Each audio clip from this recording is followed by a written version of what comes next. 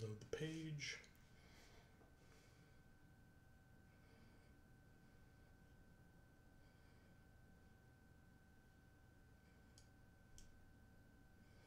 All right. And they were live.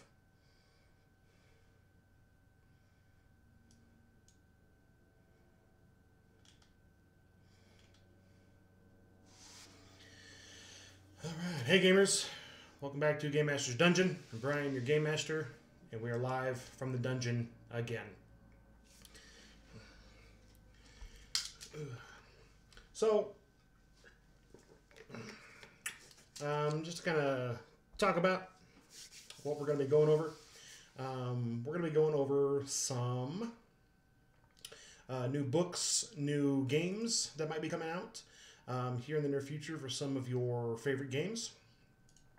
Also, some pretty cool games that I found that are in development right now that'll be coming out here soon.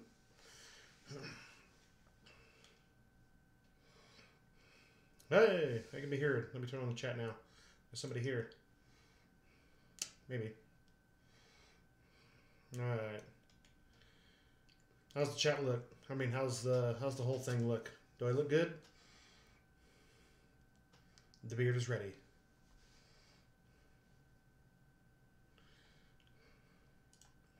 Let's see. We pop that out here. So, relatively new at this whole live streaming thing, so you gotta bear with me.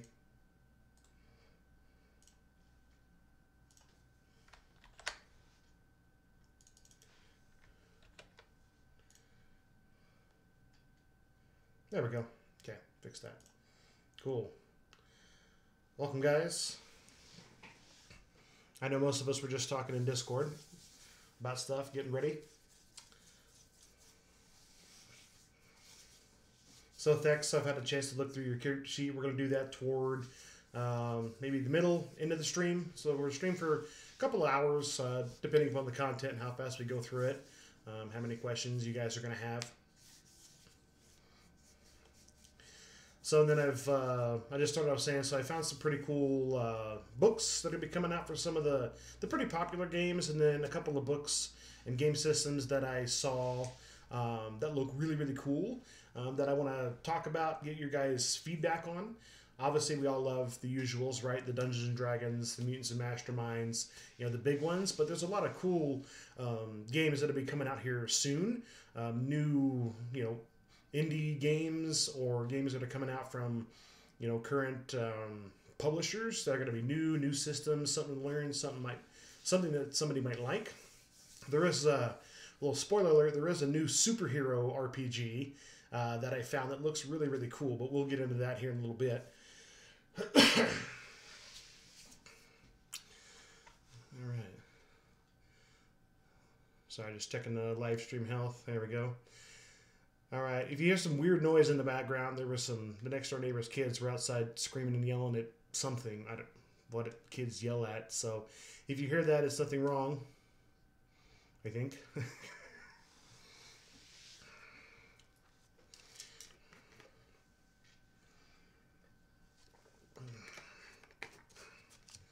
Sounds super. Oh yeah, screaming kids. Oh, we're talking about role-playing game books. All right, fantastic. I got you. And then string quality. How's everything looking? Does it look good?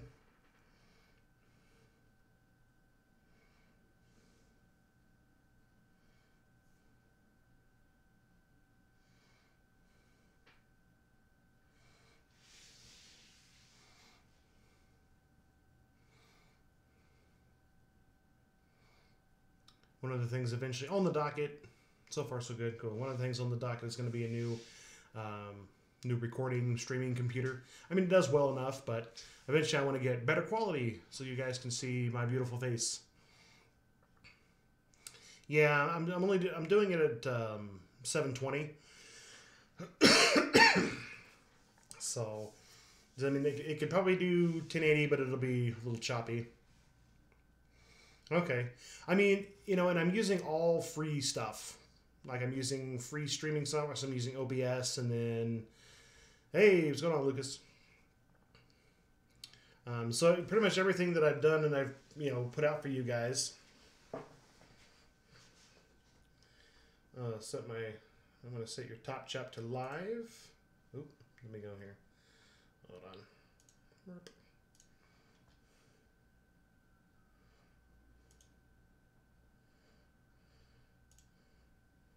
There we go. So hopefully that'll update. Yep.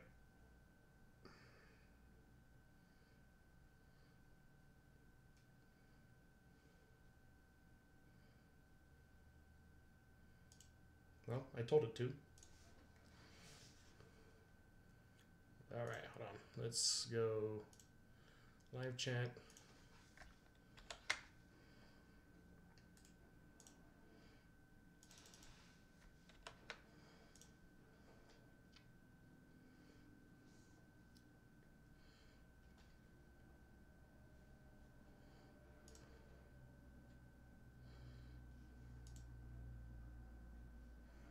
Okay, well I've changed the setting to live chat. I don't know why it's not updating.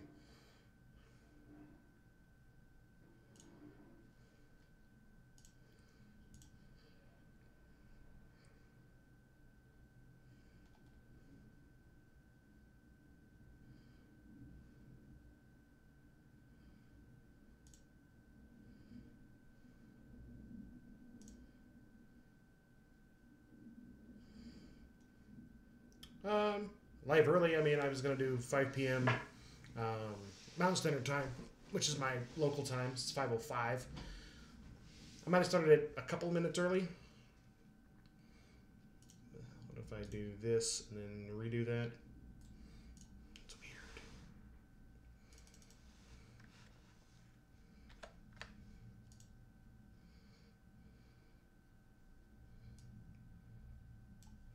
All right. Well, I'll have to figure that out later. 7:05. Oh, really? You on the East Coast? There, Dax, I'm assuming.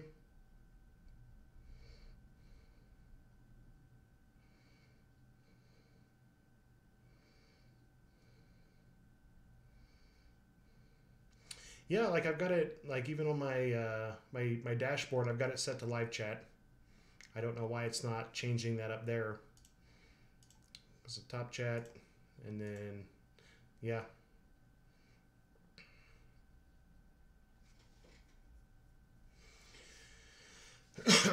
But I've got the where is it? Pop out chat.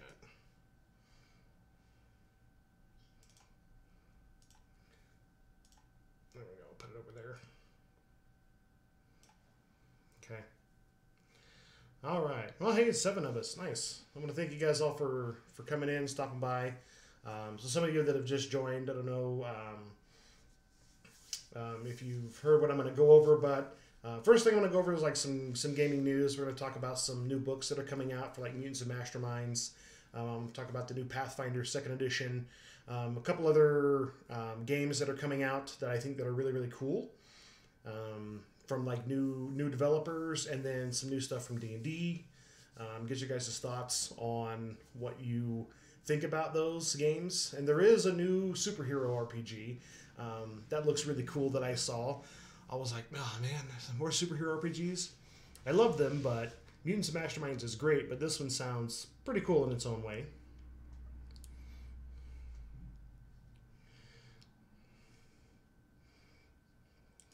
That's weird. Yeah, I've got it set for live chat on my end, so hopefully it'll be like that on yours. Maybe it just won't update right there.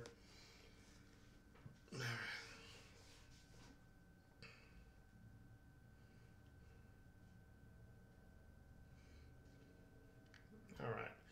Well, anyway,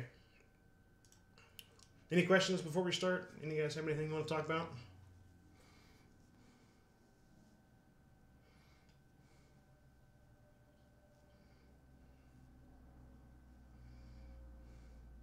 Yep, that's one of the things that I've got on the docket to talk about from D&D, the new book that's coming out. It's Tome of Foes, I think is what it's called. Tome of Foes. Yeah. I know that some of you guys are big D&D players. Like, have all of you played D&D? Like the new 5th edition stuff? Have all the new books and all that?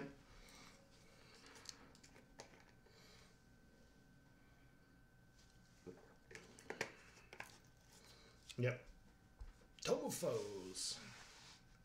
It looks pretty cool. I haven't really been keeping up on my D&D stuff.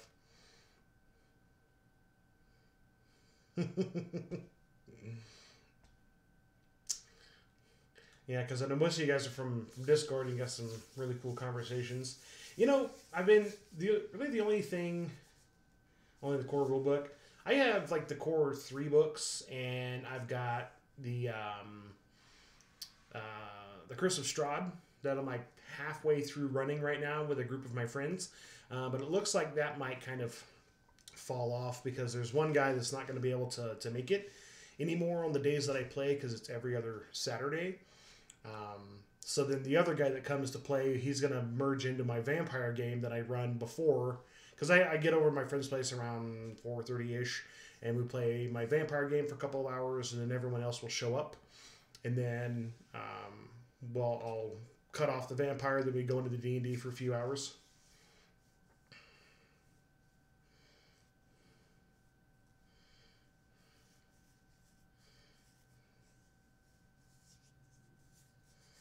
Yeah, I mean, I like 5th edition D&D. A lot better than 4th edition. 4th edition obviously has its place, right? They tried something new and something different. I think they tried to appeal to like the video gamers, the the MMO players, because that's kind of what it felt like. You had all these powers that went on cooldown, at wills and dailies and encounters and stuff like that.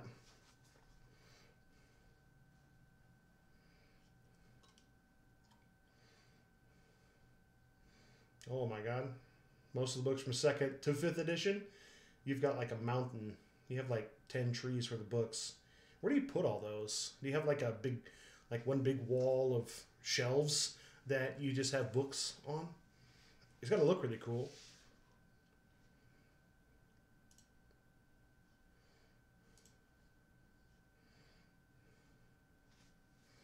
Great bookshelves. Oh, Lord.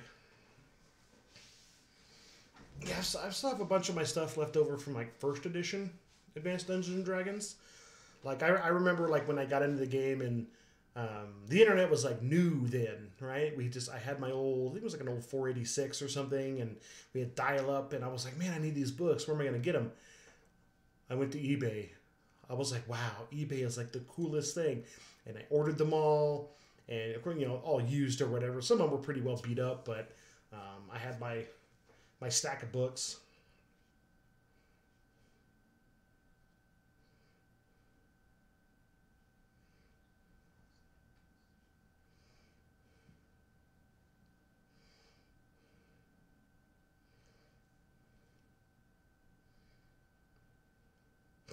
Math homework, yeah, for Pathfinder.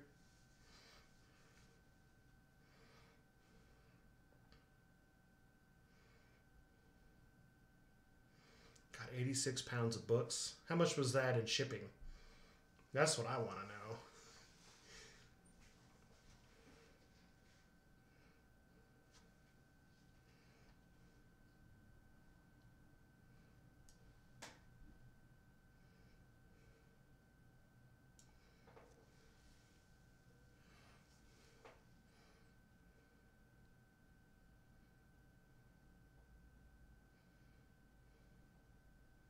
86, yeah, 86 pounds. I know teenage girls that weigh that or less. Burning, hey, hey. Or big dog, yes.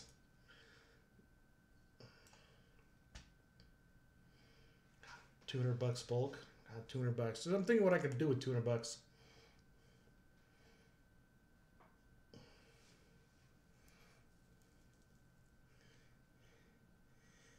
Yeah, that's always sad when your hobby stuff costs more to move than yourself.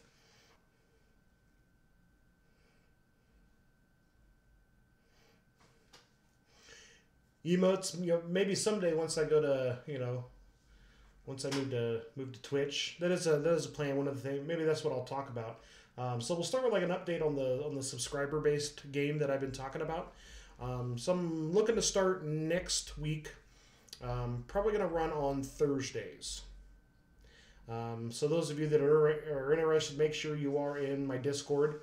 Most of you are. But those of you that maybe here that are not in my Discord, if you're interested in joining in a game, make sure you get over on Discord, post your interest.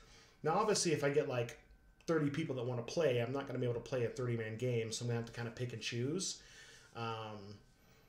But my plan is I want to run one game first, several sessions to see how everyone likes it. I would like to at least record those sessions so I can put on my YouTube channel so people can watch, especially the Mutants and Mastermind stuff, because there's a lot of people.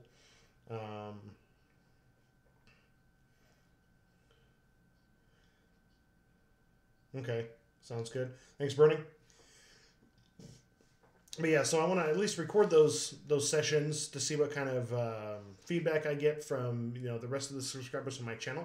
Because like I said, like I get a lot of people looking for questions on how to play the game, right? The basics. I do want to do a series of videos going over like the basics of Mutants and Masterminds, gameplay mechanics and things like that. Some of you more experienced players, that might not be for you, but for the newer players is kind of what I'm targeting that with. And then also with the game sessions that I put on the channel, then people can see actual live play of how it works and the theme and how I like to role play a 30-man game. No 30-man game. I was like, an entire 2-hour session would just be like, okay, everyone roll initiative. Like we get through that, well, time's over. All right, guys, we'll start combat next week. Remember your numbers.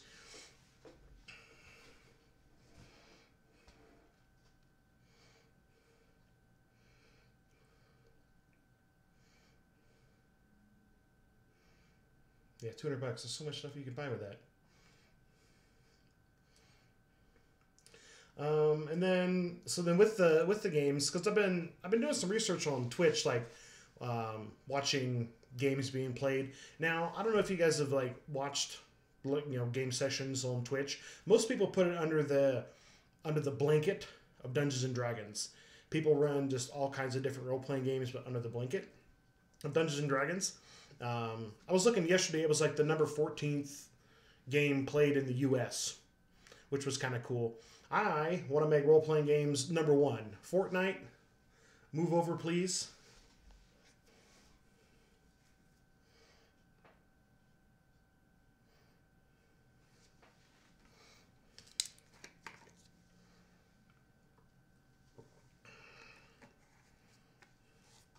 A 12-person session. That's insane. How do you... Like, me and my friends play, there's like 6 of us total in the room, and like when we shut the door, man, it turns into like a sweatshop in there. 12 people in the same room, that's got to be like some sweaty beef, man.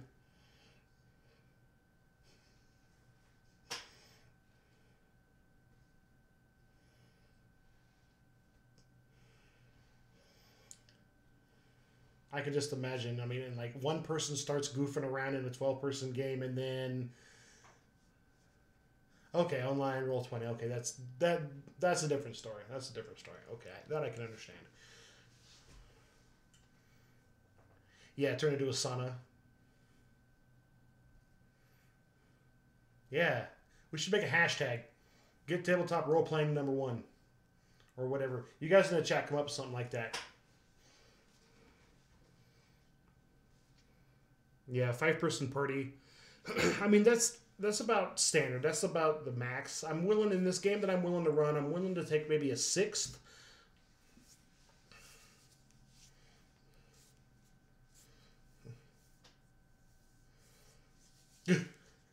Rip. Yeah, that's when that's when your boss, you're playing like a 12-man D&D game. There we go. I love it. Hashtag make tabletop role-playing games great again. Fantastic. Or something along those lines. Put it out there. Tweet it.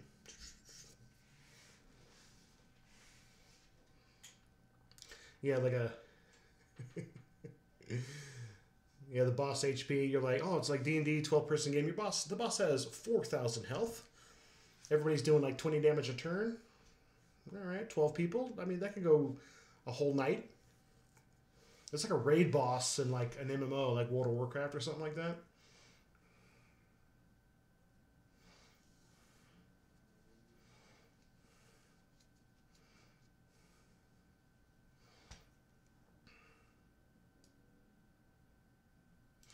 But yeah, so anyway, so back on the Twitch topic. So it'd be kind of cool to be able to live stream some of these game sessions that I want to run for all of you guys to Twitch.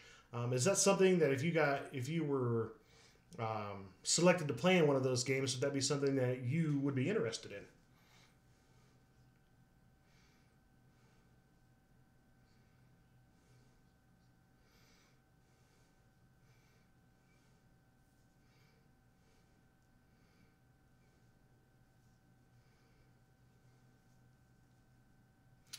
Speaking of Final Fantasy made RPGs, I actually downloaded that. It was, I don't know, 3 years ago or whatever, and I ran like I did like a whole season campaign, got all the way to the end, and it was really really fun. There were some combinations that were kind of broken. Like my friend had like the chemist class, but then ended up getting a rifle that he could put like alchemical cartridges in and shoot his alchemical effects at range. So he was like, 80 feet away,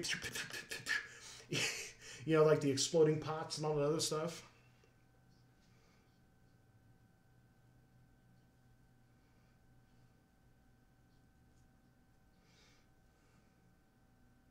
Yeah, that's the thing. Staying focused. Obviously, if I was gonna do that on Twitch, there would be some pretty hard rules.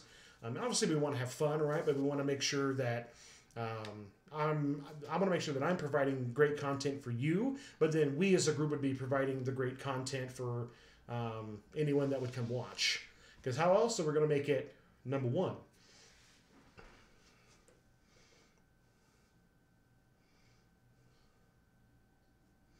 Then obviously, I mean, I would make audio kind of audio is going to be a requisite, regardless if we're just playing by me and just you guys, because I don't want to type everything out, and I'm a very descriptive narrator when it comes to my games, and I can't do that well through text. Favorite system I've played? Oh man. That's rough. Like I have some ones that have like a solid area of my heart that'll never go away. First edition Advanced Dungeons and Dragons. That's how I got started. I'm kind of like I was like a lot of players. I was young. I was like 14 or 15 when I started playing, and I got into playing, and I was just like, well, my character does this and my character does that, and my GM he was kind of like me now. Like he's very very boisterous and very very big presence, and he was a great narrator. And what happened was, so I started out as a fighter, and I rolled. Back then, like you just rolled your hit points at first level. Well, I rolled a 2 for my hit points, and then I had my Constitution bonus was 2, so I had 4 hit points. And one game I got killed by a goblin, and I was like, well, that sucks. And so the GM, he was like, well, I got this great idea. So he had this like great elaborate thing where like, oh, my spirit, oh, I was like going up into heaven, and there I was in these fertile gardens, and there was fruit and water and wine and women, everything around, and there was Cuthbert, Saint Cuthbert. So because we played Greyhawk, Living Greyhawk, and but he had him dressed in like very Scottish, the kilt, the big billet, over his shoulder, and the fez, or no, not the fez, but the little hat with the little pommel on the top, whatever. And he spoke to me about being a convert to his religion, and I was like, well, that sounds pretty cool. He was like, okay, fine, you're in, son. Hits me with the with his mace and sends my spirit back into my body at like 1,000 miles an hour. So my spirit hits my body. I'm like, I just stand up, and now I'm a cleric. I'm a cleric of Cuthbert, and but then Cuthbert had this thing. He wanted converts, right? Converts. So in my games, I had to, like, as I'm going around adventuring with my party, I had to convert people to my faith, to Cuthbert. You know, I would open their, you know, I would enlighten them if I had to open their skull to the light, and my GM would give me like, okay, Brian, you know, today we're probably gonna play for like 3 or 4 hours. I'm gonna want like 7 converts, and I couldn't just be like, okay, well, I'm just gonna tell him how cool Cuthbert is. He was like, no. So he gets this milk crate, and I stand on this milk crate, and he gives, and I'm holding, and I'm holding the book. You know, I'm holding my core rule book, and he's like, all right, Brian, you got like 3 minutes, man, preach. I was like, well. So after like a year of every Sunday, I had to preach to people. Like we'd be going through the street, and there's like a beggar or whatever, and I'd give him like a little sermon. I was like, fear not, fellow man, Cuthbert's light shall reign upon thee, and in his graces you shall be rich and rise above, and all this other stuff. So I would get converts, and I would get a bonus experience that way, which really helped me get past the apprehensiveness of the, well, I just, my character does this, to, you know, how I roleplay now, how I'm very descriptive. Yes, I got hit. It was great. Like, I'm in spirit form, and like the women are around, and he just like, okay, down you go. Hit me in the head. You can just see it like, think of it like a movie, you know? Hit the body. And I'm a cleric.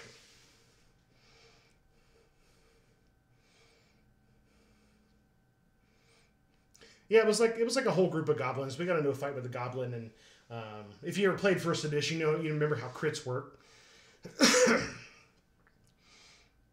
It was like, you know, okay, the 20, and then the 20, and then the D6 to see like the multiplier of damage, and he rolls the 6, and he's like, you're just dead. I was like, everybody around was just like, oh, Brian, it's so bad.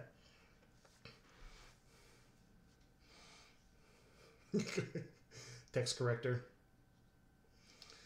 Well, and then in the same game, right? So the same game, eventually, it was, maybe this might be a story for a later one, but yes, old school Christopher Hardcore.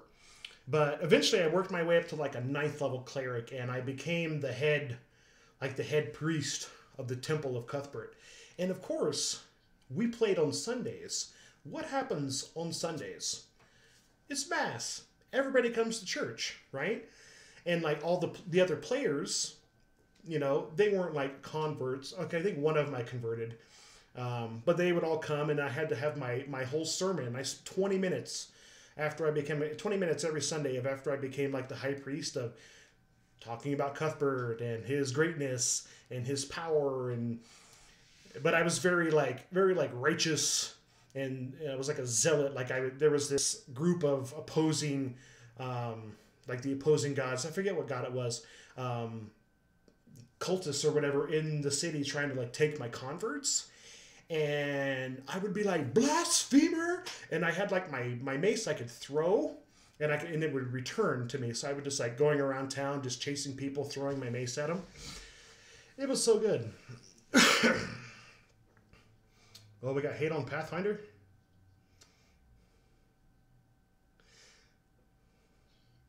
I mean, because I think I read that. I mean, I can see where, like, there's a lot to Pathfinder. Pathfinder is very bloated, is the word I like to use now. So many books, so many references, and so much, like he says, math, right? One of the things we're going to talk about is the new Pathfinder 2nd Edition. See what you guys think about that. Yeah, I mean, I still love Pathfinder. I love it. I've played several games of it.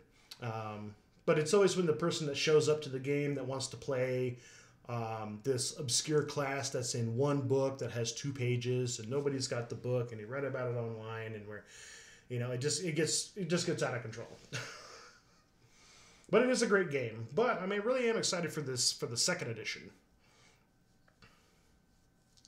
So speaking of that, let's go ahead and I'm going to go ahead and jump into the next segment. Let's talk about some of the new stuff coming out here in the near future. See if I can see if this looks well. Okay. All right. So one of the first books I want to talk about is the Basic Heroes Handbook. Let's look at the glory of that. Okay. Mutants and Masterminds. I think this is coming out at the beginning of June. I think beginning or middle of June. Basic Heroes Handbook. So basically, this is, let's see, where is it? So they're using like the quick character generation rules from like the Deluxe Heroes Handbook with some extra stuff on it. Let's see, a simpler approach to popular long-running superhero RPG that looks to take some of the preparation out while keeping all the fun and essence of the game in. Up and going here.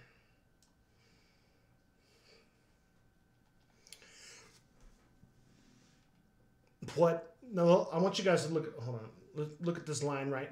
Someone could look at this. At its heart, Mutants and Mastermind is not an overly complex game to play. Who agrees?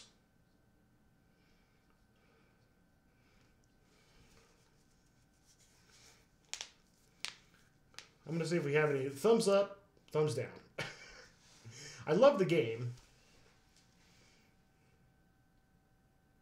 Disagree. Okay, well, I guess if they're talking mostly everything is a D20 plus ability or modifier check, right? The mechanics are easy. The mechanics are easy. It's just it's getting to the easy part. That's the hard part. Like the character creation, understanding how all the powers and everything's work. Yeah, and I mean, it wasn't like, in the beginning, like, it was kind of difficult, but I caught on pretty quick. Yeah, Pokemon Tabletop United, fantastic game.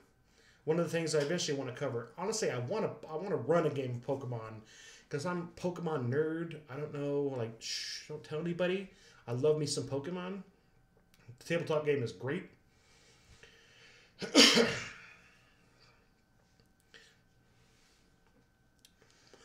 Let's see.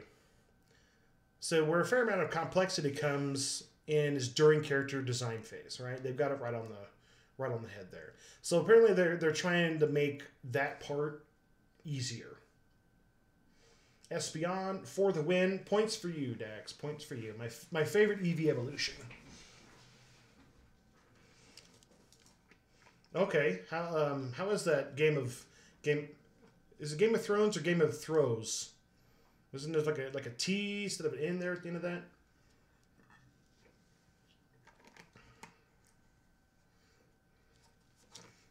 Yeah, I got on it and I looked at some of the new stuff. I didn't really go in depth on it, but it is something that I do want to run.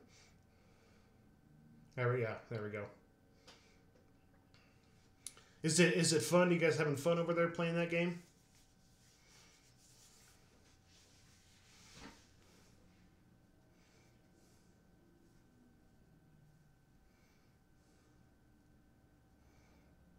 Okay.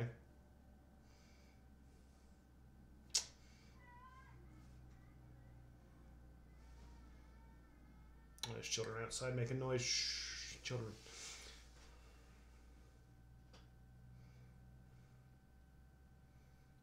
Sandslash. I love me some Sandslash too. You guys are great. It's like you guys know me. So back to this. So best of all, the actual gameplay of Mutants and Masterminds Basic is exactly the same as the 3rd edition Deluxe Handbook. We simplify and explain things in a more step-by-step approach, which I think is going to be great. The main rule book does a half-decent job of explaining some stuff. Like, it'll give you, like, an example. You're like, oh, that's a cool example, but I want to do it like this. Where's my example for that? Hopefully, this new book will have more breakdowns. I think one of the things a lot of people have problems with is arrays and how arrays work. Like regular array and dynamic array, the difference in the two, how and why they're different.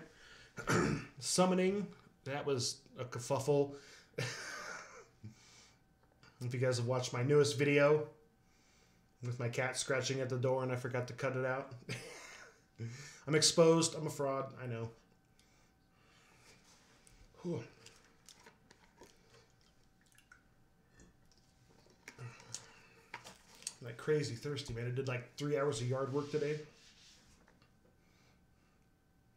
For just no arrays. I mean, arrays are good, but like they have to be used properly. Some people try to overuse arrays to kind of cheese the system or to save points. Yep, Nintendo. Oh, summoning. Yes. The 1024 bees. The bees. 1,000 something Beedrills. I can't even imagine that. When one of the first characters I'm making is a summoner. Yes. Have fun.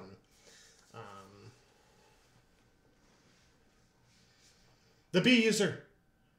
It's you, Shadow. The bee man. You're the Beedrill man, the master of bees. The king bee? Queen bee? Bees are great.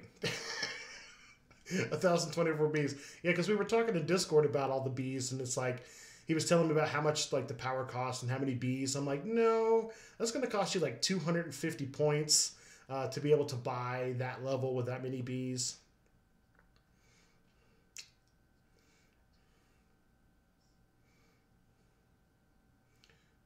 Guess he has a sweet character. Lol? Is that a joke? Fantastic. I love it.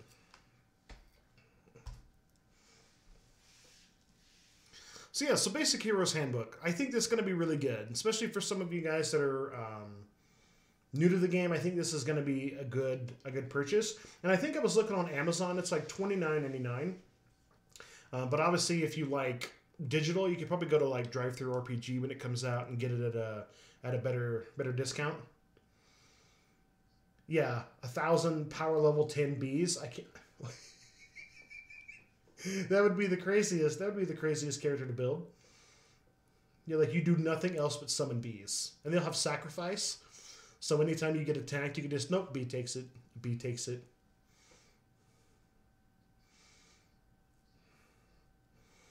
Yeah, like I didn't mean to rain on anybody's parade. I just want to make sure it gets purchased properly and played correctly. So Power Profiles book is really just, it's got like how to build different power sets using the different powers. Like time powers and, cold powers and all that other stuff. This is going to be basically like the Hero's Handbook we have now, but a more basic version that's going to have more explanation. It's going to break down basic concepts and mechanics more, from what I understand, than the actual core rulebook does now. It's going to be an easier gateway for the newer players to be able to get into the game. Yeah, like I said, it says right here, a simpler approach to the popular long-running superhero game. Let's see what else. Let's see if it's got anything else in here. So it takes a few similar tools for the Game Master. There's a sample adventure at the end.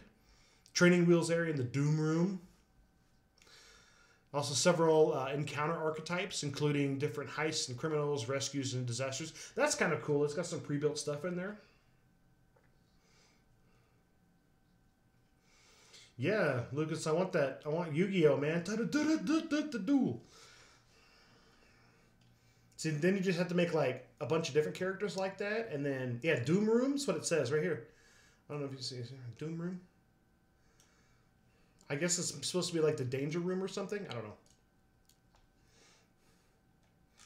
All right, so that's that. Let's go to the next book that I found. This one's coming out about the same time. I think a little later. This is the Rogues Gallery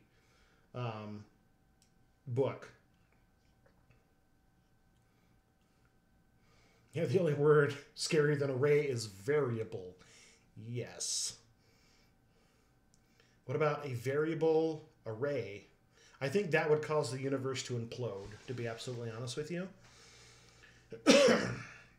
So this Rogues Gallery book. So basically, I don't know if you guys have ever seen any of those PDFs that they did that are like a buck something or whatever. All these different villain characters. They're taking them all together and putting them into one book.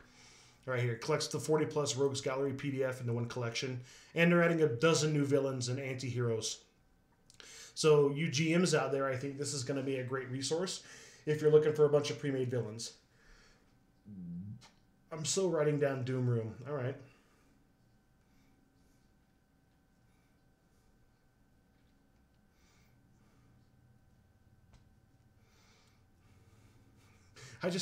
I mean, like Doom Room is like like Fungin. I don't know if you guys have seen Wreck-It Ralph. You know, the Fungin, the fun dungeon.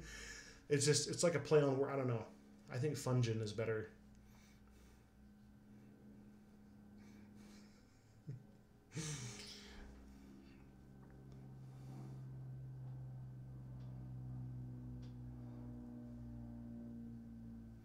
Threat report. I think I've seen that. A lot of those books I don't have. I have like the core rulebook, power profiles. I've got the physical copy of the Emerald City, I think it is, or that newest campaign setting book. So then, like with this book, here's a list of some of the characters you're going to get. Johnny Frostbite and Ice Princess. This daddy-daughter duo. That's kind of a cool concept. Alien Gator 2. Megastar. Yeah, just a list of some of the guys that are going to be in there. What the? This is a villain? She looks so happy with her Sword of Omens. I know, it just looks like the Sword of Omens. I don't know. Looks like a character from Warcraft.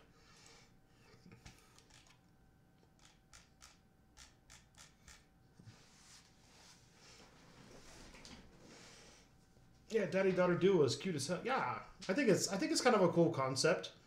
A lot of times I end up creating like single villains or like groups of villains, but like duos like this. Like the story would get kind of need to be kind of cool, like how like who got their powers first. I'm assuming the dad, but then how did he become a villain? How did he con his daughter into becoming a villain? Gain straight beyond sight with yes, that is definitely the Sword of Omens. Redux 2.0 or maybe 3.0. I don't know if they were. I think they redid Thundercats a while ago, but I think it's cool art definitely. But the fact she has that gnarly sword and she's smiling, it drives me nuts. All right, so that's just a couple of new things that I found coming out for Mutants and Masterminds, which I think will be pretty cool. A good player resource and a good GM resource. All right, let's move on to one of the big ones here. Pathfinder playtest, 2nd edition. Officially launches on August 2nd. I was thinking of pre-ordering, because if you pre-order, they're going to they're gonna print a limited number of copies of like their playtest books and material, which are down here, like here. I think it looks kind of cool. Playtest rulebook, the special edition, right? And then they're gonna have a playtest adventure, and then they've got the playtest flip mat.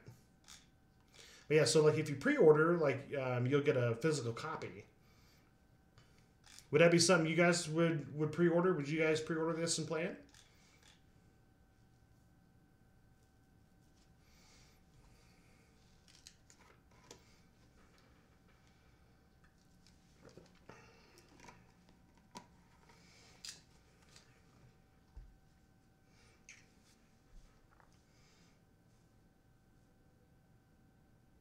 I thought Starfinder was kind of cool. I liked Starfinder.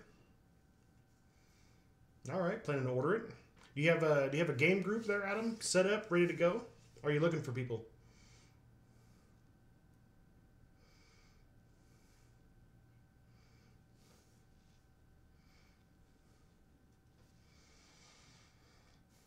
Give me power beyond erase. Well played. I even watched this little video right here, which was kind of cool. Like they're talking about a lot of the things that they want to do.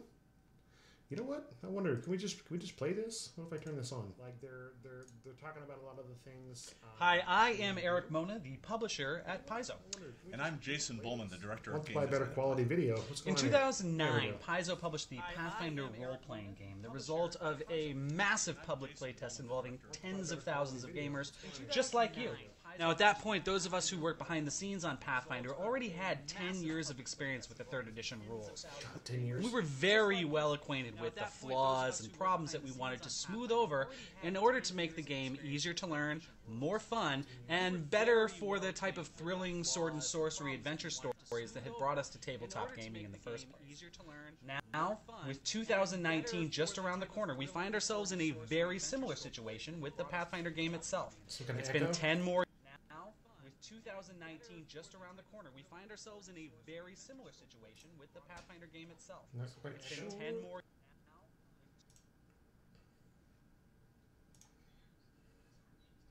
How about now? Is that echoing?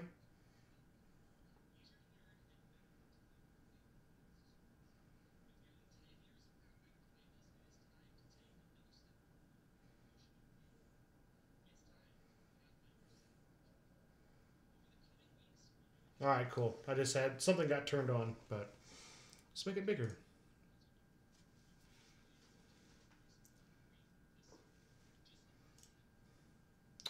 All right. Well, I don't know why. I don't know why it echoes or why it wants to echo. Hold on. Let me check this. All right. Well, I don't know why. I don't know why it echoes or why it wants to echo. Hold on. Let me check this. Well, anyway, I don't know why. Let's see. Audio input. Nope, that's me.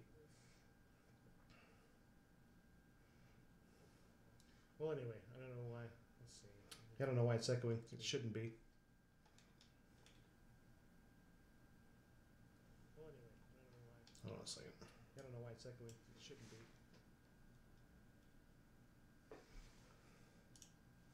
Okay. Am I echoing now?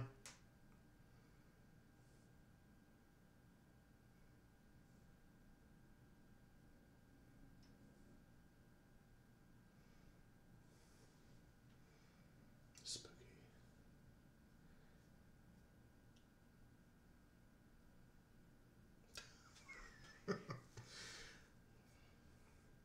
Well, anyway, we'll just skip that. Then you guys can go to the website and watch it. Basically, they just kind of talk about how they're going to make it easier to play, basically less convoluted, easier to get into, and funner to play.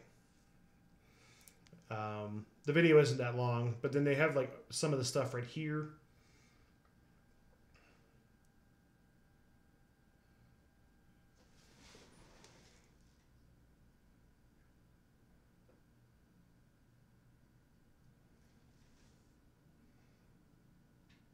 Okay, is all the audio good right now?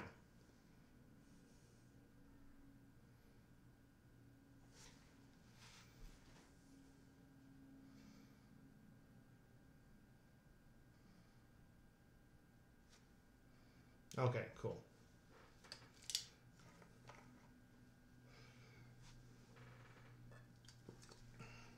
All right, thanks.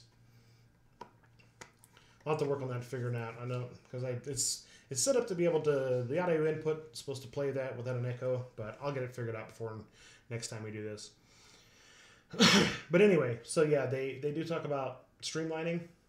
I think is one of the words they use later in the video. I would just go watch it yourselves. You can have that whole immersive experience on your own. I'm kind of excited for it. I liked Pathfinder. I know that the one of the Final Fantasy games that I played, there we go, used Pathfinder as its like base system.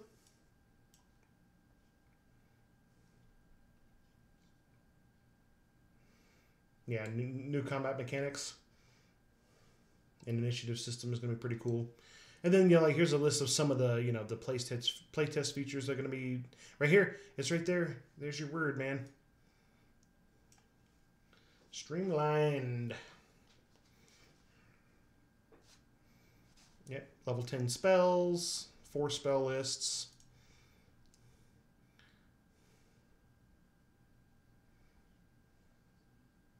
Yeah, I love monks. Monks have always been one of my favorite classes. I remember playing one of those back in first edition Advanced Dungeons and Dragons.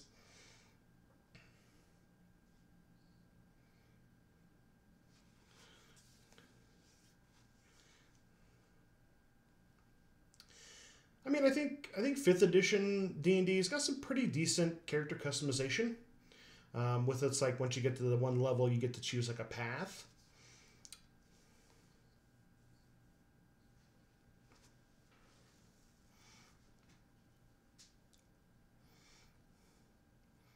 Like this right here, true to Pathfinder, whatever that means. Alchemists are in the core.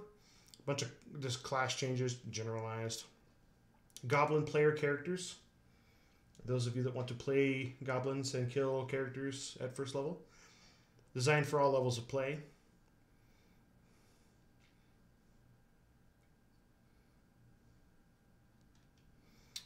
Let's see. Yeah, playtest, you can go from level 1 to 20. So basically it's going to be like the full game. You know, the full stuff. So you can play, you know, all the way to max level, which is kind of cool. 416-page rulebook. How big is the rulebook now, the main core rulebook? You have their handy. Mine's over there on the shelf. And it's like an inch thick.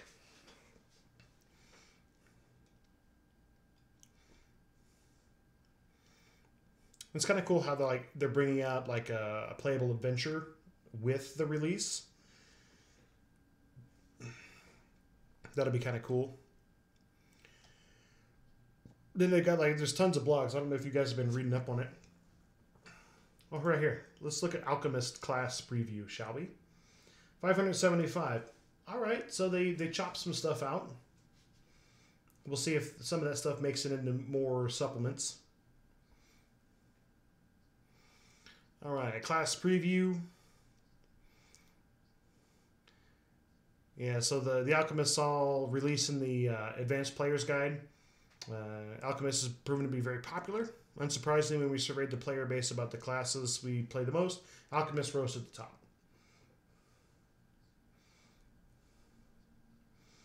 I know, right? Previews? Yeah, it just talks about their feature. Let's see. Anyone trading traffic can take the Alchemical Crafter feat. At first level, the Alchemist gains Alchemical Crafter and the Formula Book for free, along with 4 bonus alchemical item formulas. That's kind of cool. For a total of 8, including 4 from the Alchemical Crafter. Each time you level up, you gain 2 more formulas. This is on top of the one he either discovers or invents. That's kind of cool. At 5th level, he learns the secrets of mutagens, and as he possesses his ability to craft alchemical items on the fly, become greater and faster. That's kind of cool. I never played The Alchemist, but I had a friend that did, and he really liked it. Yeah, bomb throwers. They can make a whole variety of stuff with their class.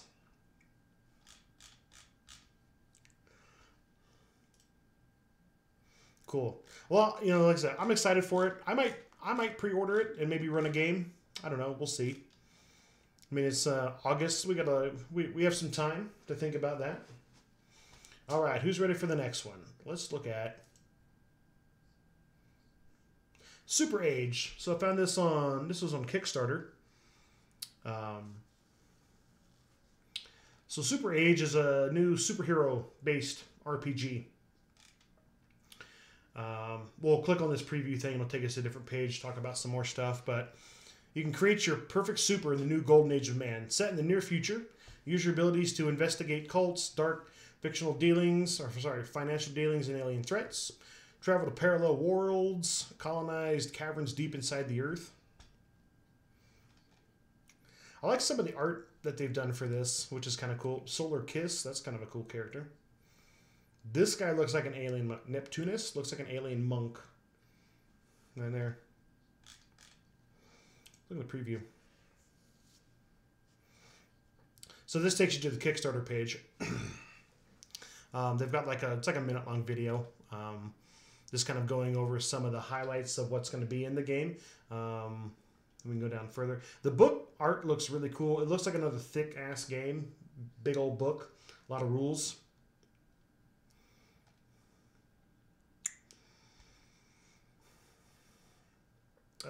So Universal Supers RPG, it allows you to create any superhero you want. Kind of like Mutants and Masterminds. Yeah, 1800. Where is it? Yeah, 1800 goal.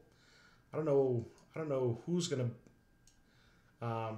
obviously, this project is not live. It's only a draft, right? Because it's still not live. I think it goes live May 9th, I think. May 9th, May 10th, something like that. So, obviously, once it gets closer to time, they'll have a more accurate pledge goal. But some of the stuff you get the digital PDF. Yeah, but then they end up making, thousands more, which is good. I mean, the more money they get, the more quality they can put into the book. $45, you get the hardback and a PDF. Your perfect villain or you as a villain listed in the lore section. This is kind of cool. Yeah, February. Well, because, the Kickstarter starts in May of this year. So, February is, it's a pretty decent time out from when the Kickstarter goes and for however long the Kickstarter is.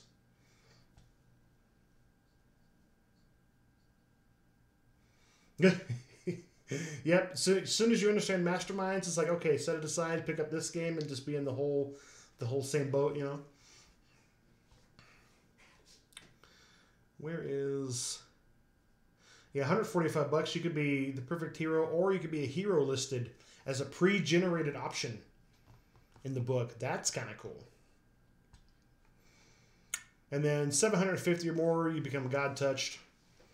You get a bunch of digitals, 3 hardbacks. You get a hero, a villain, and the creator will come and run a game for you at Gen Con 2018 or Origins 2018 or in 2019 if you want.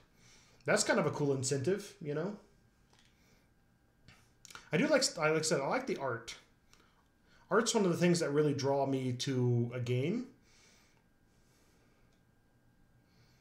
3019. It's only like 1,000 years, right? 1001. That's not bad. And like there's a couple of videos on YouTube. One of them was like a half an hour long where I think it's the creator or one of the guys working on it. Go over creating a character, the character sheet, and all that stuff. The character sheet looks relatively simple. It's like a single page, and then it uses its own unique system with dice and traits and all that other stuff, which is always kind of nice. I love the D20 system, but sometimes I just get real bored with every other game that I play is using it. Like, I don't know if you guys have ever played the new Star Wars role-playing game. That's a great question. Have they made anything else? Let's see if we go back a page. Weep. It's by SMG, I think. SMG Games, so we just go right there. Let's see what else they've got. They have Past Age, Super Age, Charm 26. I don't know if you guys have heard of any of these. I haven't heard of any of these games. But they have Robotech Battle board game. I guess let's look at Past Age. See what Past Age does. This looks familiar. I've never played it though.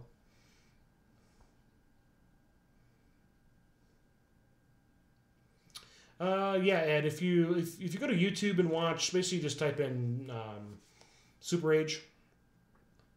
It's gonna, like, one of the top videos is gonna give you like a whole breakdown. He talks about mechanics and things like that, kind of how it works and how the stats and everything work.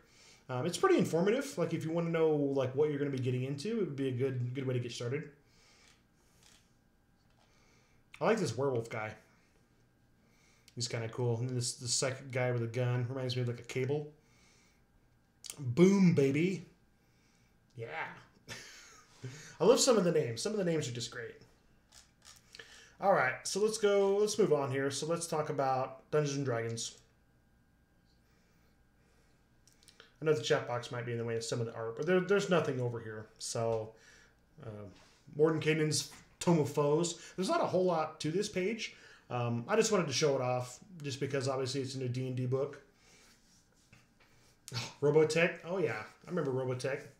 I actually have like BattleTech. I have the miniatures game for BattleTech, and you want to talk about a fun game? Now that, if you like board games, like miniature, like combat games, fantastic stuff.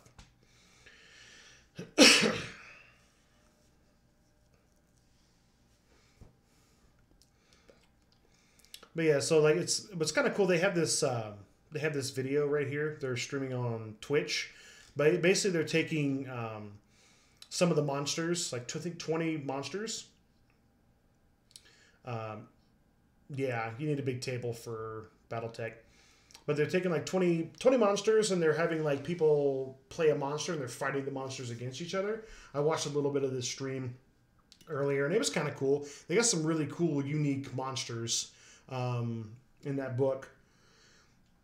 Then there's also an interview here, and it's going to be like another $50 book coming out on May 29th. So, little ways away, not too far, a little over a month. Is it something that I'm going to buy? Probably not, because right now I'm not playing enough 5th edition. Yes, they're playing Pokemon with these nasty... Some of the monsters were just absolutely nasty. I mean, looking. Like, one of them was like this, I don't know, it looked like a huge, I don't know, slimy brain cancerous thing versus a bunch of little... They look like little Nurglings. I don't know if you guys know Nurglings from Warhammer 40k. It looked like a big pile of those. I was like, what's going on? Some of the monsters are just, like, nasty. And then they've got the hobby store exclusive art that they're going to have. Let me scroll down so you can see it. There we go. That's kind of cool. Now, you D&D players, is this something you guys are going to add to your collection?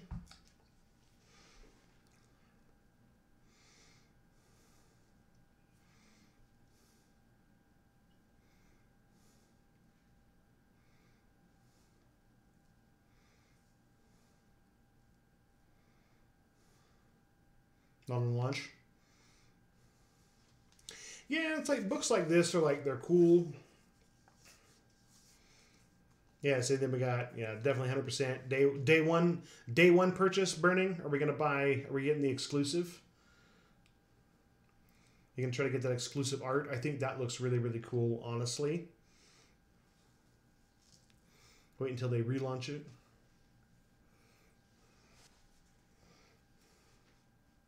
Yeah, I kind of feel the same like Xbox and PlayStation. Like, I never get the initial launch of those consoles until like the 2.0 or whatever.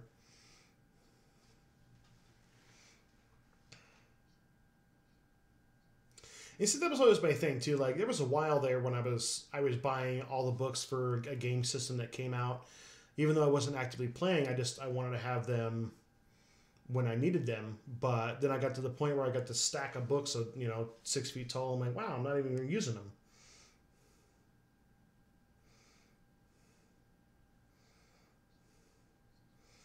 Yes, the Tarrasque. I ran a game. I think it was it 3rd edition? I think it was 3rd edition, or maybe it was 4th edition. I was using like the Tarrasque as like, was going to be like the big villain or whatever. I never fought a Tarrasque before. I can't even like fathom how you actually like fight something that large. Or like, when you're fighting like elder dragons, like, and you've got like, oh, the gnome warrior is going in, like the gnome fighter. Like, what are you doing? Any more than a Master Ball? Yes. I don't even know what you would need. It's supposed to be a runaway monster. Well, I had this like really cool thing set up where you would have like all of these armies would show up to help you fight it, and you would have there'd be like airships, and you would have like griffins that you would ride, and all this other stuff, and there would be like different phases of the fight. You know, I kind of had it all planned out. I thought it was going to be pretty cool.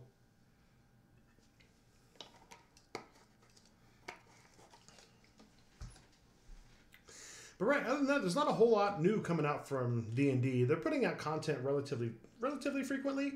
Obviously, you guys that play D&D more regularly probably have a whole stack of stuff. I think the last book that I bought was, I think, Curse of Strahd. I think was the last one that I bought. He's bored to sleep. Yeah. Whatever, man. That gnome fighter, man, he's going in with his hatchets. And he's just going to mountain climb up the side of it. And he's just poke its eyes out. I don't know. I still don't know like how you fight like elder dragons. You know, like the big dragons. Like, what? Like, how do you fight that? The guy with the shield is just like, I'm going to block the fire attack. I mean, it's epic to think about. But in realism, like, no, I don't want to fight that thing. All right, now... The next one, okay, do we have any Warhammer 40k fans here?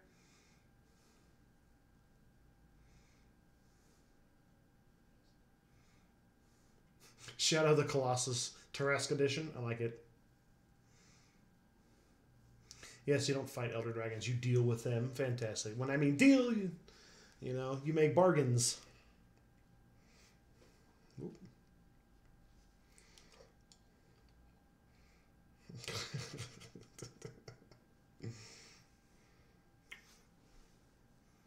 No, nothing about 40k.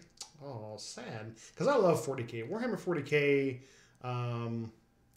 is a big part of my life. Like, if you were to look all around the room here that I'm shooting in, like even just right over here is a whole bunch of 40k stuff. A bunch of Eldar over there on my shelf. What? 40k, thumbs down. Oh, you're fired, man. Fired. I love 40k. Because that's going to be the next topic. Let's talk about Warhammer Fantasy 4th Edition coming this June. All right, okay. I mean, I was looking at some Warhammer stuff. I wasn't looking at the fantasy, but what I've got is 40k has a new role-playing game going to be coming out. Wrath and Glory. There's not a whole lot that I found about this game yet, but I'm just super excited for another. I just love Warhammer 40k. I love the universe. I read the books, like the novels. I've read a ton of them. Orcs and Necrons. All right. Unfortunately, Orcs, man, never get no love, man. They still don't have a new codex yet. They're gonna be like at the end. When it's time for 9th edition.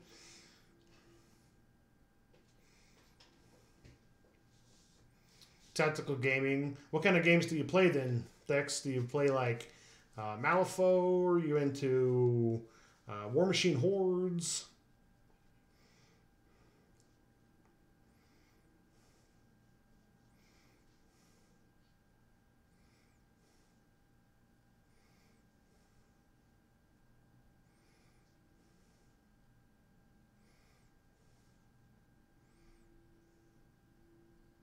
Mech Warrior. All right. That's respectable. And Hero Quest.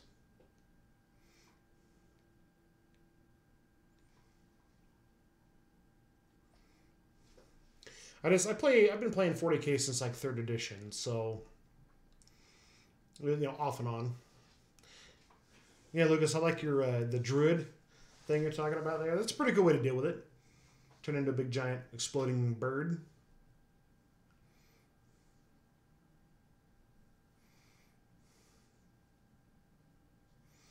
No, you don't like the DM. Now, do you not like him specifically, or the way he role plays, the role he storytells?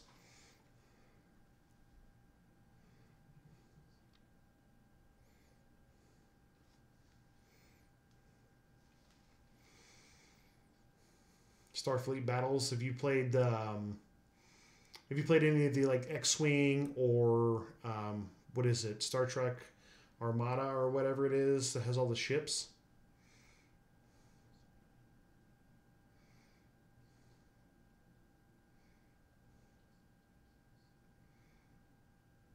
No, I mean, that's understandable. If you don't like the guy, you don't want to play in his games. I mean, even if you're there for the game, sometimes it's hard to just look past certain things. I think it was kind of cool. Like, they have this little example of play webcomic here for this game that they're...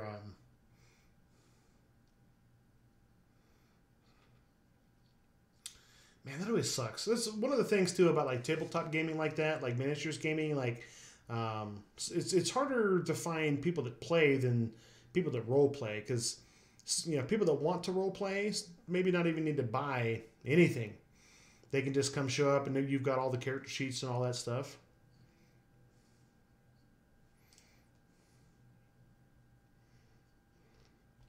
Look at this webcomic here.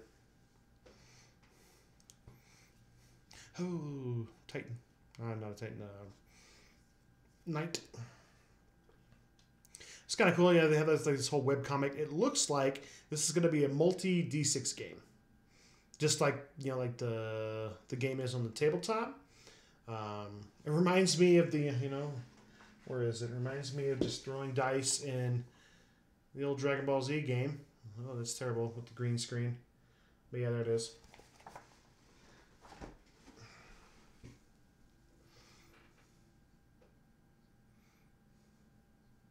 I know, bunch of bums.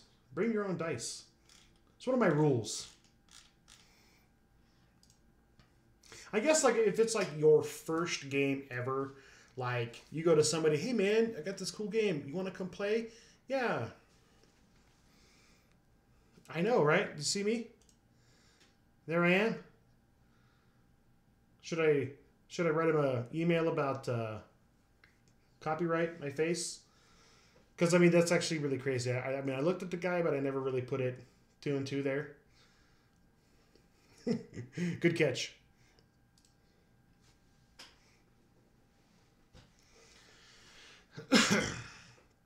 And then I was looking through some of these. It's got like it's going to have like a really, really unique system. Those of you that are big 40K fans, this is going to be like, nah, whatever. I'm super excited, and like my game group, like everybody plays 40K. Everybody plays their own army, so I might get this and play with my friends. Oh, we're talking about Dice Thieves.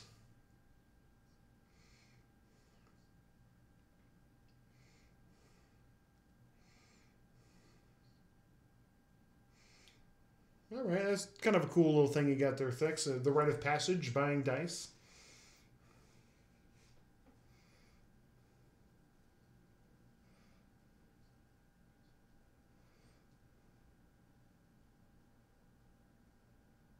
You know, and 40K is also one of those things, like, the more you know about the lore, the easier it is to get into the game.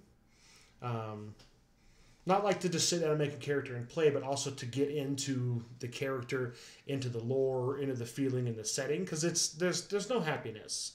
Like, 40K is dark. If you guys, you know, your light, your grayscale, and your dark, when it comes to how you run, it's dark. Like, there's no, it's called the grim dark future, right? That's why I love it, because I love those kind of games, and the lore is just fantastic. It has something for everybody in there because of all the different races and armies and stuff like that.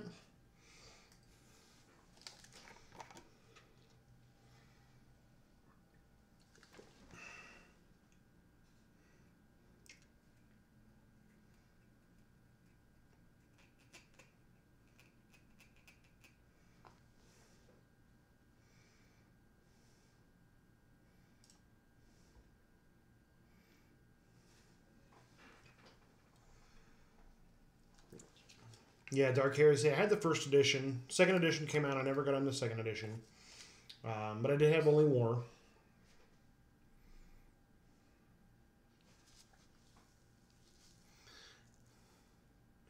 Yeah, and I think one of my first Dark Heresy games, we had one guy that was like good with a pistol.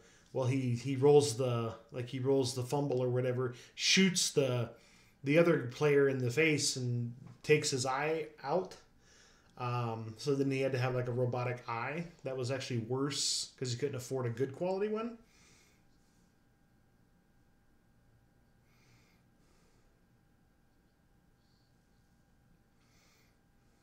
sell you on what, 40K? Like, I can talk all day about it. I don't know.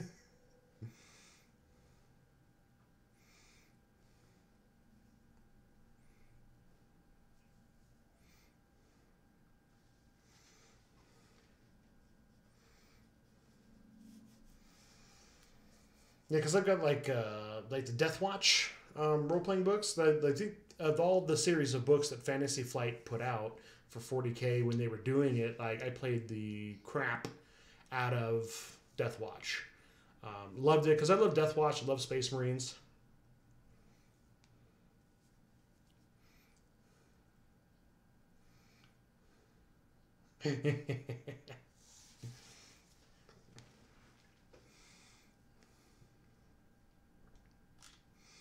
All right, let's go back to the main screen here.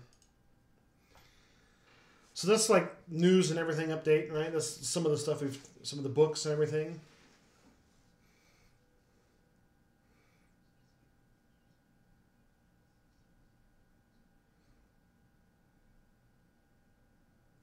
Yeah, I mean, I understand. Like, 40K is one of those things. Like, people like it or they don't like it, or they're like, oh, it's kind of cool, but I don't have enough people, and you need a group to be able to play. Like the tabletop version, like the miniatures game, role playing games, kind of the same way. If people feel one way about the miniatures version of the game, they're not going to be as excited about a tabletop role playing version of the game. Which is what I found. I was lucky enough to have friends that liked both, but I know that I have friends that like the tabletop miniatures game, but not the role-playing game, and vice versa. But it's like, the reason why I like it the most is like humanity is just beset on all sides by all kinds of races, and they're trying to survive. They do have one of the largest armies in the galaxy. But there's just so much opposition, but it's not like everything is just against them. It's everything is kind of against everybody at the same time. Like Necrons fight everybody. Tyranids, like space bugs, they will eat anybody that can be eaten. So it doesn't matter who, what, where it is, they will just go and eat it. So they're like a really, really good villain. A really good villain for the game.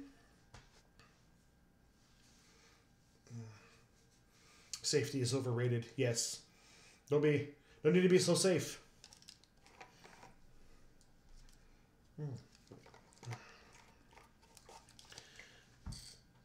All right. Okay. Thanks. It's your turn now. So we're gonna go to the next segment. We're gonna do some. I don't even know what I want to call this segment. I don't. Coaching really isn't the word, but I mean it's a decent word. But based on just feedback.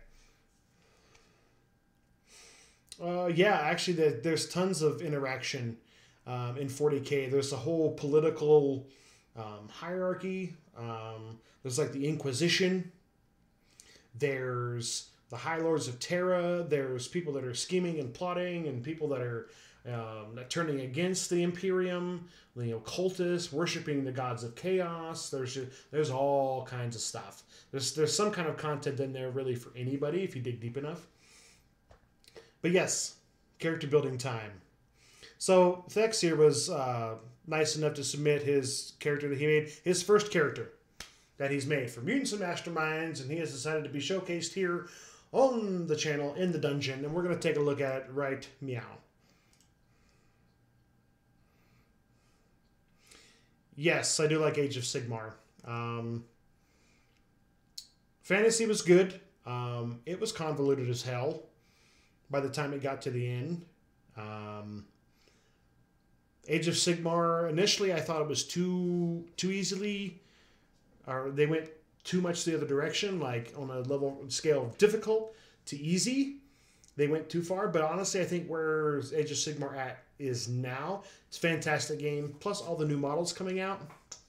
Sweet. Oh, there we go. Okay. All right. Yeah, if you guys saw my background, that's from Terra. I don't know if you guys ever played Terra, the MMO. It's one of the brawlers with the big fists. All right, let me move this out of the way. Okay, So, all right, Dex. So we're gonna. I know. I don't know if you've never played Terra, like all because it's very Asian Korean based in its art, and the women are just like absurdly scantily clad to the point you're like, how does your armor stay on? Like you just have to go look at some pictures. You'll find pictures. You'll be like how does this protect? Like, there's no way that this armor would stay on. A good gust of wind would come and blow it all away. But the gameplay is a lot of fun. Anyway, all right. So, Thex, we're going to talk about this. We're going to talk about the top part of your character sheet. Talk about, like, you know, height, weight, character name. And then we're going to go into all your stats and how you built and all that other stuff. You ready? Lots of double-sided tape. Yes. Or don't they make, like, a special tape now for women? That wear like certain dresses where they can like tape the boobs up or tape this up or whatever. It's like a sticky, but it's not like it doesn't hurt when you pull it off like duct tape does.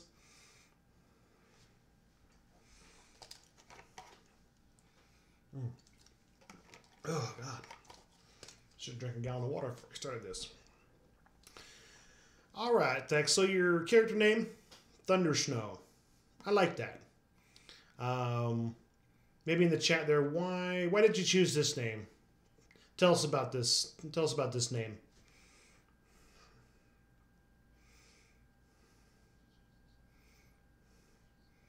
Because the name says, you know, tells a lot about a character.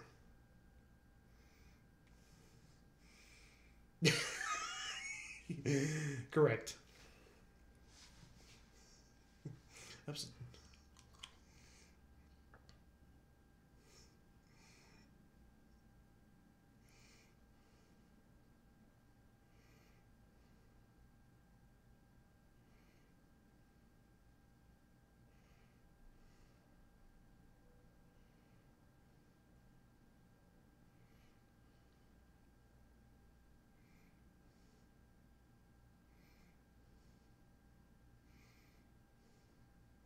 Yeah, people will do that. Come up with really weird names for characters.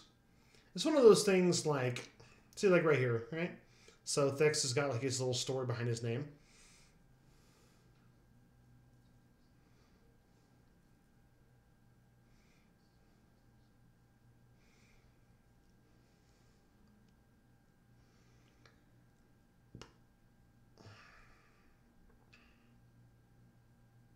Yeah, see, all right, Dex, it's great story.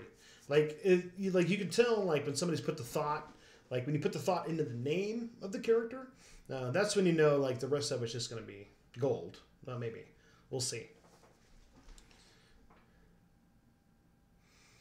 Choice maker, the Green Man, love it, love it. Stamp of approval.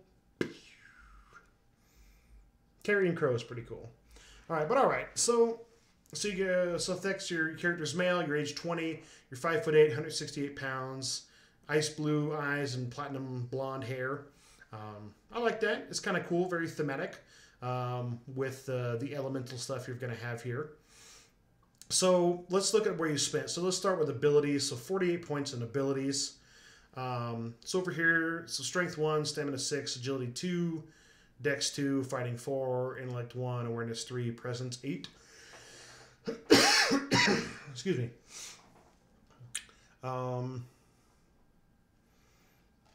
Sorry, let me just look at abilities and powers here.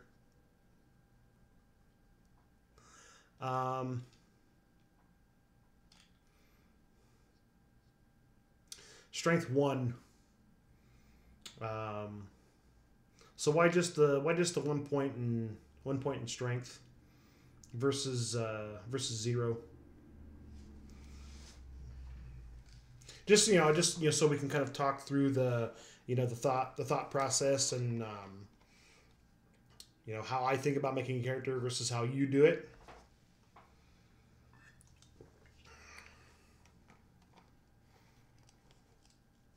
Okay, just fit like physically. Are we talking like strength wise? Like, because 0 is like human average, so this guy's a little slightly over average, right? Is that where you're going with that?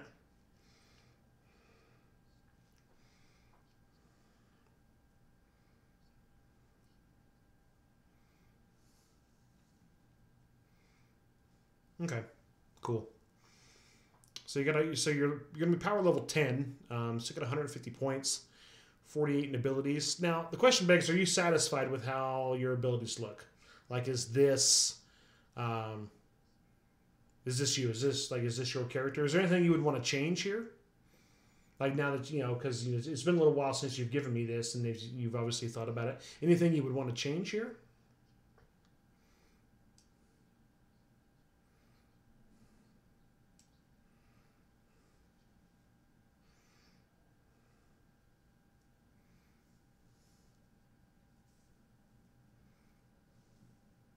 Okay. All right. Yeah. I think where you spent your points is pretty solid. President's 8. This is awesome. So I'm assuming this guy has a very strong personality. Yeah, the dynamic array. We're gonna get to that here in a second. I'm just kind of using this also, like, say there's like some newer players that may be watching or that'll watch this later on, and it'll just be like, oh wow, how do you make a character? What's some of the thought processes? That's kind of why I want to go through each section a little more detailed than I normally would. Very strong personality, correct. Honestly, presence a lot like charisma, and I think it's an underused stat. Just like in D&D, like it was always the joke, charisma, woo! Unless you were a class that relied on charisma for your abilities or whatever, nobody put points in charisma. But it's always in those social abilities that when people would get screwed, sure, they can hit the monster really hard, but what if you need to talk the shopkeeper into a discount on that new weapon? Well,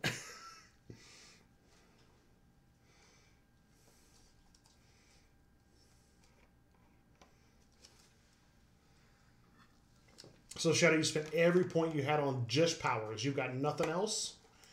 No abilities, no defenses. I guess if you got 1,000 bees, who needs defenses, right? Because they just take all the hits.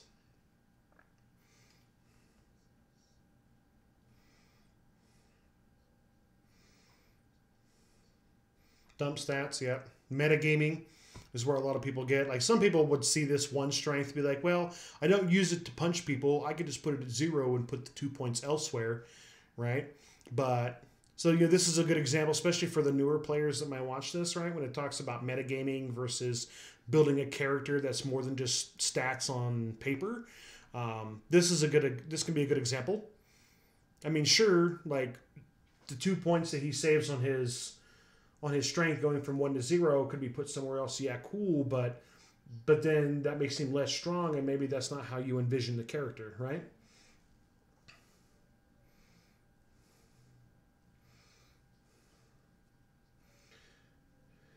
$150 points all in on the bees. Who I want to see that character. I just want to see that sheet. I just want to bask in it. Just bees. It's nothing else. Bees. Just,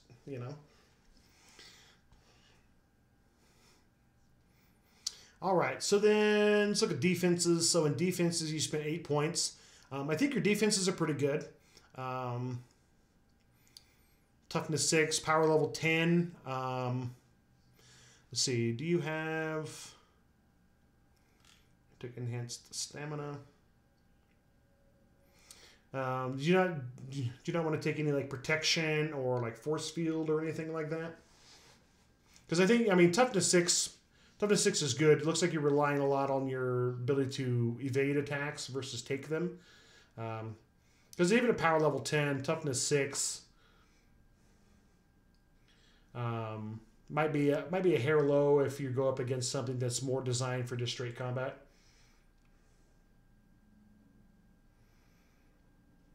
Abilities tab. Abilities. Right? So we go like here. Oh, okay.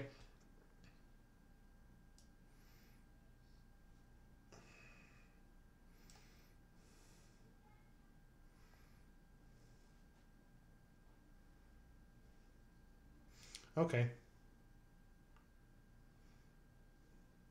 Okay, yeah. Yeah, I forgot you do have your fog, which is kind of cool.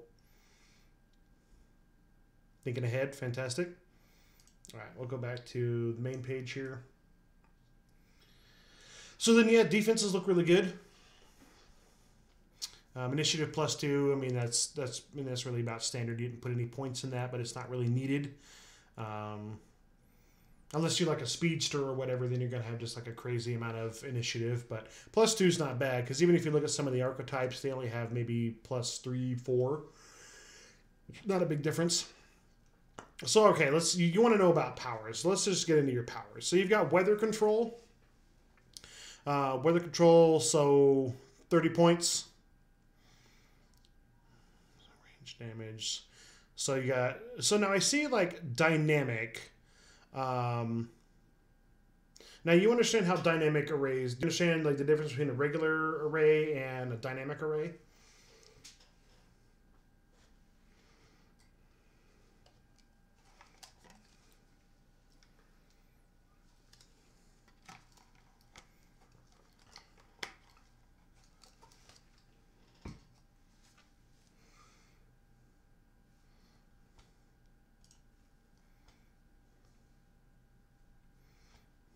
Zoom in. Burp.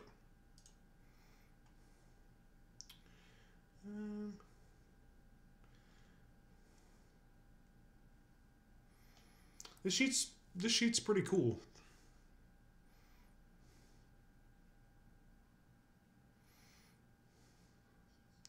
So now, let's see. So dynamic arrays give you the ability to use multiple effects in the array at the same time, but basically by splitting points. Yeah, there's like 50 tabs on the bottom here. I only looked through a couple of them before I started this, but it's one of these things I'll have to research more. But yeah, so like with your dynamic array, what do we got over here? Okay, then this breaks it down all on this side here.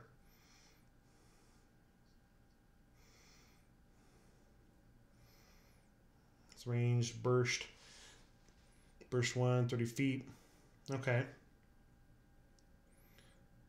I think like all the abilities are created well enough. My only question is like the dynamic array.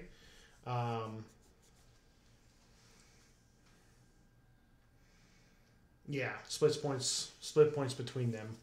Now the question begs: do you have any sustained powers in here?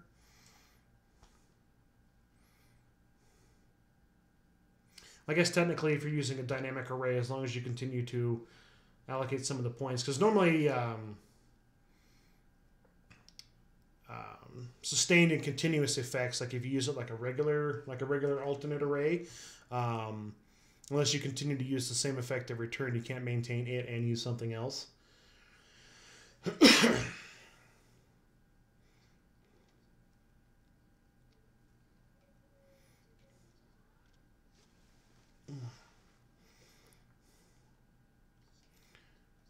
Yeah, so I'm looking on, making sure I'm reading all this correctly. This section of is like, whoa, what? A lot of information right here. Whirlwind, move object, okay.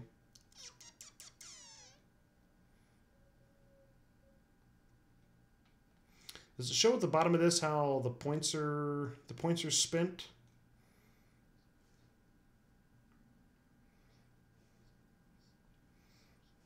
Yeah, so the fog being sustained. I guess as long as you continue to use it like each turn.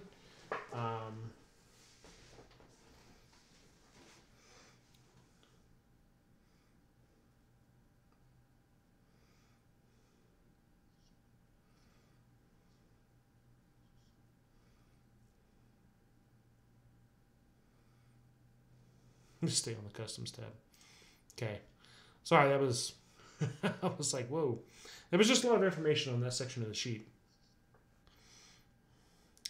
So then, okay, so you can do Whirlwind, you can move object. That's kind of cool. Got your Tornado for your AoE damage. Lightning Bolt. Secondary effect. Fortitude Affliction, so you can done, stays, unaware, accurate, and indirect. Okay, that's kind of cool. I like the theme there. Glacier, create 9, continuous, innate, linked to environment, cold, impedes movement. That's kind of cool.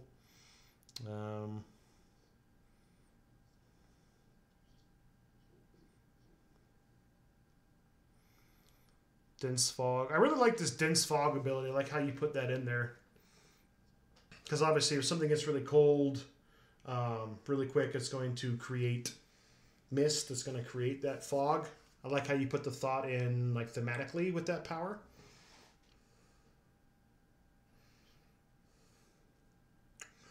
Let's see. Then you've got your Might of the Storm ability here. So you got Stormy Stamina, Enhanced Stamina 3, Enhanced Dodge, Enhanced Parry, Wind Rider Flight 5, Immunity to Cold. Here's that that Frozen reference I was talking about earlier. Well played, sir. Yeah, honestly, I think where you're at with all your powers, I think your powers look great. I don't really see any issues. Looking through it one more time here. Now the question begs in, you know, just like as an afterthought, are there any powers that you would have wanted to add if you would have had more points? What would you add next?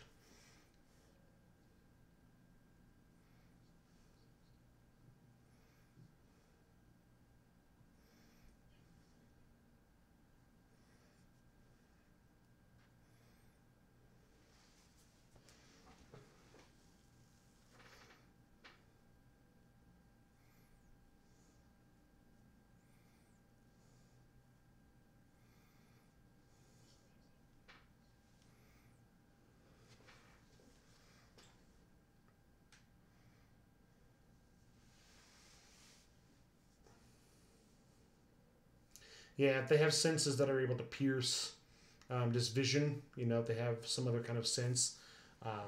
But I mean, that's one of the things, right? You know, you kind of have to deal with, because there will be guys that will have different senses. They're going to be able to see through all that.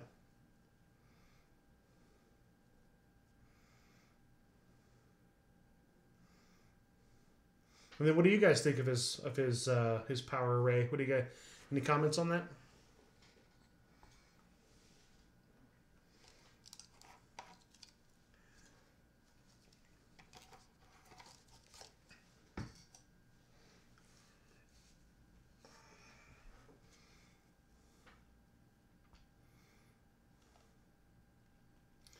Skill-wise, expertise biology is cool. Insight, intimidation, ranged combat, weather control, treatment. Complications, responsibility to maintain peace. Okay, haste to be held back. I like that. Hatred of hot environments, understandable, right? Since he's a cold-based hero.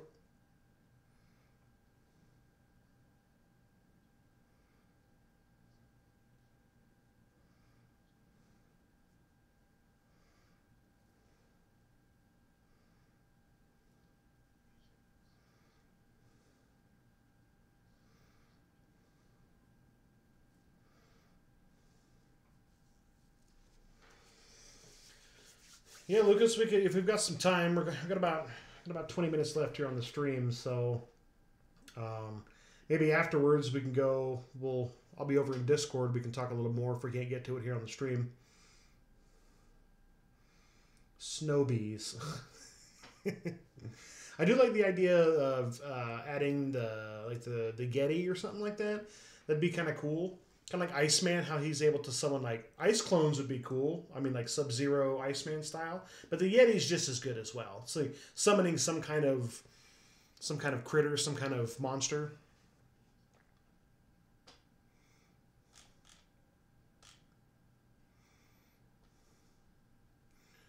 Advantages: setup, teamwork, favorite environment, great endurance. Pretty cool. Honestly, I think pretty solid character all around. I like how instead of just like cold control, you went with a more thematic like cold wind storm theme, which is really cool.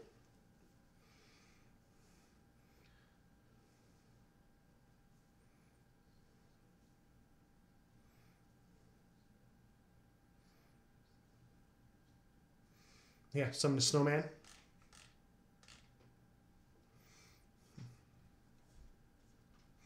Yeah, I think I really like this. I really like this character. Now the question begs: do you have a group to play with? You got people that you're going to be playing this with, being able to play in a game, or were you just making a character to see how it works?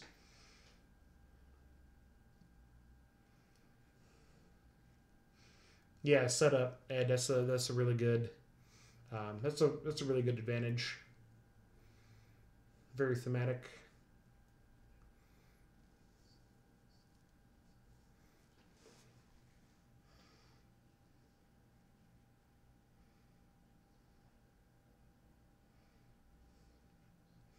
Thunder Snow.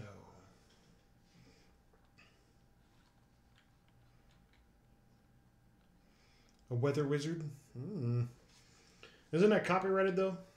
Isn't that DC? Isn't that a DC villain?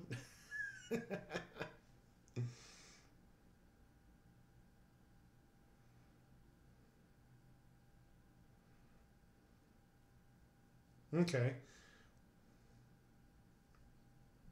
Are you now so like in your game are all your or all the players power level 10, or did you start them lower?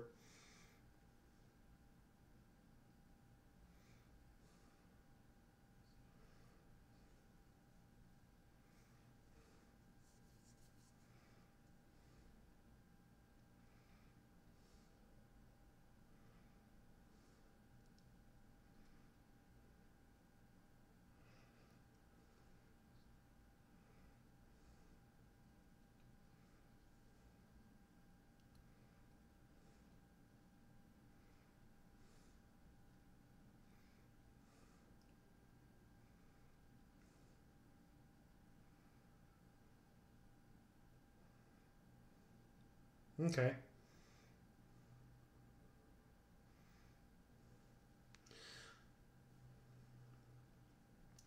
So yeah, so tomorrow, probably sometime around tomorrow morning over on Discord, I'm going to be posting some of the basic ideas for my game I'm going to be running.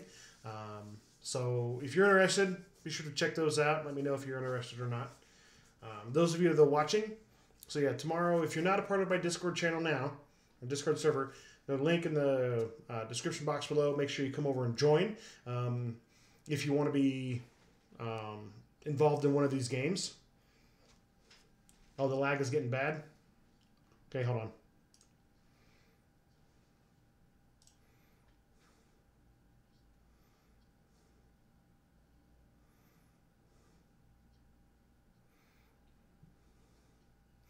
Yeah, it is getting about the prime time around here. This time of day, the internet always kind of dumps.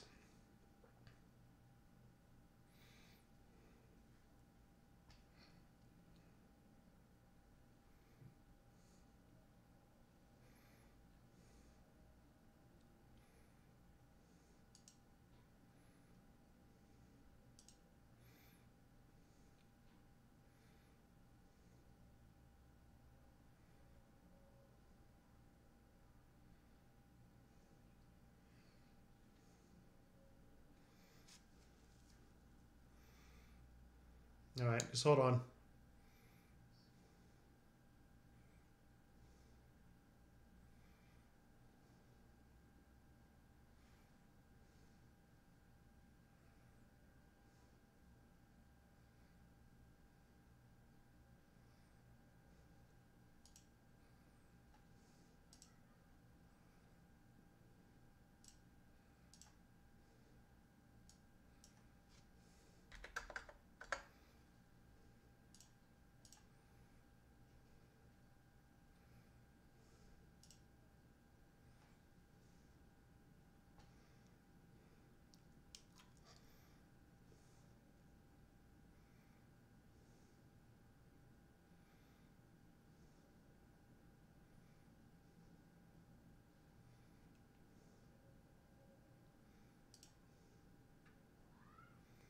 Where's my chat?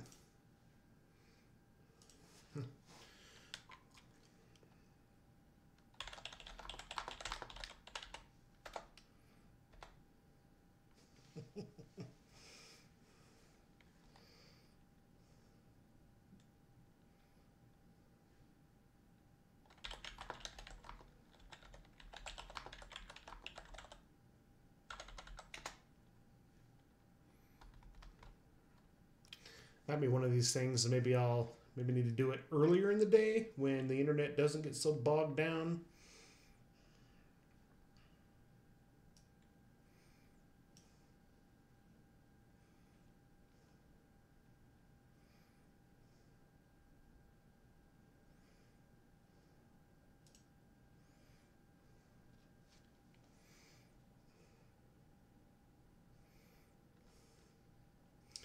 Yeah, it was running. It was running smooth till probably like 10 minutes ago or something like that. I think when I started getting weird warnings. So if it, we'll give it another minute here to see if it